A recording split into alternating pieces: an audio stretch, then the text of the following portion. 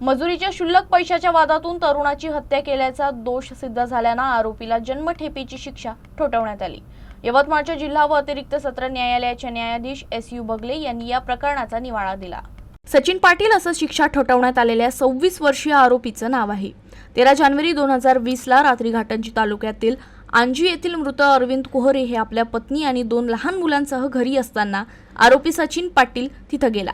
त्यांना अरविंद यांना घराबाहेर बोलवलं। यावेळी दोघांमध्ये शाब्दिक वाद झाला आणि हा वाद ग्रामपंचायत कार्यालयासमोर पोहोचला। तिथं संतापलेल्या सचिननं लाकडी दांड्यानं अरविंदच्या डोक्यावर जोरदार वार केला। या गंभीर हल्ल्यात अरविंदचा जागीच मृत्यू झाला। पतीवर झालेला हल्ला पत्नीनं प्रत्यक्ष पाहिला होता। घटनेनंतर त्यांनी घाटंजी पोलीस ठाणे गाठून या प्रकरणी रीतसर तक्रार दिली।